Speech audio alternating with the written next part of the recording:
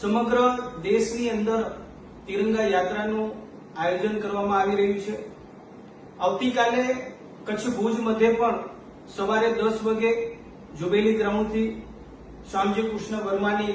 પ્રતિમાથી આ તિરંગા યાત્રાની શરૂઆત થશે। પૂજ્ય મહાત્મા ગાંધીજીની પ્રતિમા હમીસર પાસે આ તિરંગા યાત્રાનું સમાપન થશે। ત્યારે આપ સૌ આ તિરંગા યાત્રામાં જોડાઓ એના માટે અપીલ કરું છું, કારણ કે આપણે બધા જાણીએ છીએ કે પહેલગામની જે દુઃખદ ઘટના બની અને એ ઘટના બાદ જે આપણા દેશના બહાદુર જવાનોએ પાકિસ્તાનમાં જઈ કરીને પાકિસ્તાનના ઘરમાં ઘૂસી કરીને આતંકવાદીઓનો ખાત્મો કર્યો છે અને જે પ્રકારે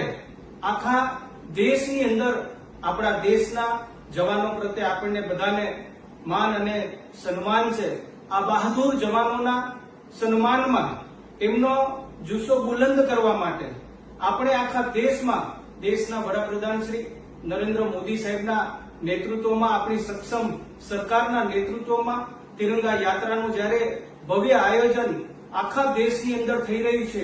દેશભક્તિ દેશદાજનું વાતાવરણ બને અને કચ્છની અંદર પણ હું તમને બધાને અપીલ કરું છું કે આપણે મોટી સંખ્યામાં વિદ્યાર્થીઓ હોય, સૌ જનતા હોય, સૌ નાગરિકો હોય, સૌ સાથે મળી કરીને આ તિરંગા યાત્રાની અંદર જોડાઈ કરીને આપણા દેશના જવાનોને આપણે સૌ સલામ કરીએ, માન આપીએ અને સૌ આપણે સાથે મળી કરીને આ તિરંગા યાત્રામાં આપ જોડાઓ એવી હું આપ સૌને અપીલ કરું છું।